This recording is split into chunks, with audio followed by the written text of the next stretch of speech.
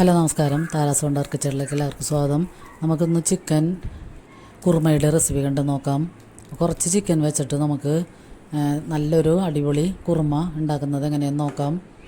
അപ്പോൾ അതിനുവേണ്ടി ഞാൻ ഒരു മീഡിയം സൈസിലെ സവാള, പിന്നെ കുറച്ച് അതിന് ചിക്കൻ ഞാൻ ബോൺലെസ് ചിക്കനാണ് എടുത്തേക്കുന്നത്. ചില കഷ്ണങ്ങളിൽ എല്ലുണ്ട്.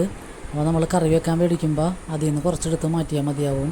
പിന്നെ ഞാൻ ഒരു ഇടത്തര സവാള, ഒരു വലിയ കഷ്ണം ഇഞ്ചി, 5-6 പച്ചമുളക്, പിന്നെ ഒരു 5-6 അല്ലി വെളുത്തുള്ളി കട്ട് ചെയ്തത്, പിന്നെ ഒരു തക്കാളിയും കൂടി എടുത്ത് വെച്ചിട്ടുണ്ട്.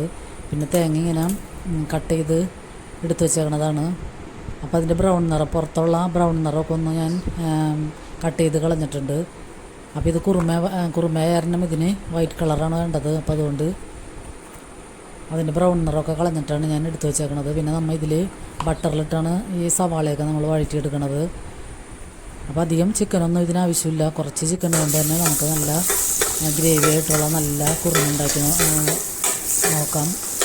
അപ്പോൾ ഇതിൽ ഞാൻ ബട്ടർ ഇട്ടിട്ട് പാനടപ്പത്ത് ചൂടാകുമ്പോൾ ബട്ടർ ഇട്ടൊന്ന് മെൽറ്റായി വരുമ്പോൾ തന്നെ നമുക്ക് എടുത്ത് വെച്ചിരിക്കുന്ന സവാളയും പച്ചമുളകും ഇഞ്ചിയും എല്ലാം കൂടി ഇട്ട് കൊടുക്കാം. വെളുത്തുള്ളിയും പച്ചമുളക് ഞാൻ എരിവിനനുസരിച്ച് ഒരു 5-6 എടുത്തിട്ടുണ്ട്. അപ്പോൾ നമ്മൾ ഇതിലേക്ക് മുളക് പൊടിയും മഞ്ഞൾപ്പൊടിയൊന്നും ചേർക്കാത്ത കാരണം പച്ചമുളക് കൂടുതലെടുക്കാം. പിന്നെ അപ്പോൾ തന്നെ ഞാൻ കറിവേപ്പിലയും തക്കാളിയും കൂടി ഇട്ടിട്ട് അതൊന്ന് വഴന്ന് വരുമ്പോൾ തന്നെ നമ്മളെടുത്ത് വെച്ചിരിക്കുന്ന ചിക്കനും കൂടി ചേർത്ത് ഒന്ന് മൂടി വെച്ചിട്ട് ഒരു 3-4 മിനിറ്റ് നേരം അതൊന്ന് വേവിച്ചെടുക്കാം. അപ്പോൾ ചിക്കനൊക്കെ ബട്ടറിൽ ഇടുമ്പോൾ തന്നെ നല്ല അടിപൊളി ടേസ്റ്റാണ്. പിന്നെ ഞാൻ ഹോൾ സ്പൈസസ് എൻ്റെ ഇല്ലാത്ത കാരണം പൊടികളാണ് ചേർത്ത് കൊടുക്കണം. ഗരം മസാലപ്പൊടി 1/2 ടീസ്പൂണും പെരിഞ്ജീരകത്തിൻ്റെ പൊടി, പെരിഞ്ജീരകവും ഏലക്കായും കൂടി പൊടിച്ചത് 1/2 ടീസ്പൂണും കൂടി ചേർത്ത് കൊടുക്കുന്നുണ്ട്. ഏലക്കായൊക്കെ ചേർക്കുമ്പോൾ നല്ലൊരു പ്രത്യേക മണം വരും.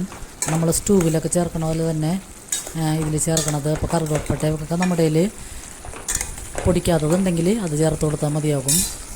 അപ്പോൾ ഈ പൊടികളൊക്കെ ചേർക്കണ കാരണം തന്നെ കറിക്ക് ഒരു ചെറുതായിട്ടുള്ള ബ്രൗൺ നിറമുണ്ട്, തനി വെള്ളയല്ല. അപ്പോൾ തേങ്ങ നമ്മൾ നന്നായിട്ട് അടിച്ച് വെച്ചിട്ടുണ്ട്. ഇതിലേക്ക് തേങ്ങ പാലൊഴിഞ്ഞൊന്നും ഒഴിക്കണ്ട, ഇങ്ങനെ നന്നായിട്ട് അടിച്ച് ചേർത്താൽ മതിയാകും. അപ്പോൾ ഈ ചിക്കനൊക്കെ വെന്ത് ഒരുവിധം നല്ലോണം വെന്തിട്ടുണ്ട്. അപ്പോൾ അതിലേക്ക് നമുക്ക് ഈ തേങ്ങ അടിച്ചതും കൂടി ചേർത്ത് കൊടുക്കാം. പിന്നെ മിക്സിയുടെ ജാർ കഴുകിയ വെള്ളം കൂടി ചേർത്ത് കൊടുക്കാം. അപ്പോൾ ഇതിൻ്റെ ഇടയ്ക്ക് ഞാൻ ഉപ്പ് ചേർത്ത് കൊടുക്കുന്നുണ്ട്. ആദ്യം സവാള വഴറ്റിയപ്പോൾ ഉപ്പ് ചേർത്തിട്ടുണ്ടായി. പിന്നെ തേങ്ങ അടിച്ചൊക്കെ ഒഴിച്ചതിന് ശേഷം പിന്നെയും നോക്കിയപ്പോൾ ഉപ്പ് കുറവായിരുന്നു. അപ്പോൾ പിന്നെയും ഉപ്പ് ചേർത്ത് കൊടുത്തിട്ടുണ്ട്. അപ്പോൾ നിങ്ങൾ ഉണ്ടാക്കുമ്പോൾ ഉപ്പൊക്കെ അതിൻ്റെ ഇടയ്ക്ക് ചേർത്ത് കൊടുക്കുക. ഞാൻ ഉപ്പ് ചേർക്കണ വീഡിയോ ഒക്കെ മിസ്സായി പോയത് കാരണമാണ്. അപ്പോൾ മിക്സഡ് ജാർ കഴുകിയ വെള്ളവും കൂടി ചേർത്തിട്ട് നമുക്കൊന്ന് നന്നായിട്ട് മിക്സ് ചെയ്ത് ഒന്ന് തിളച്ച് തന്നെ വരെ വെയിറ്റ് ചെയ്യാം.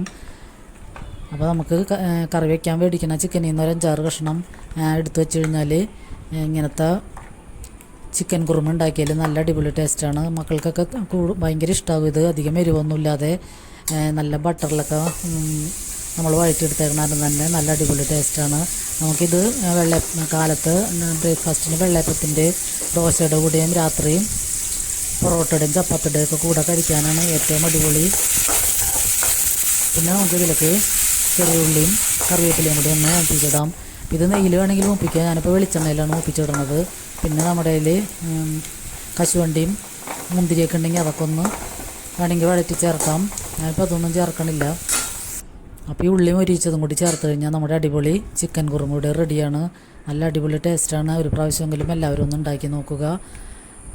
അപ്പോൾ എല്ലാവർക്കും ഒരുപാട് നന്ദി.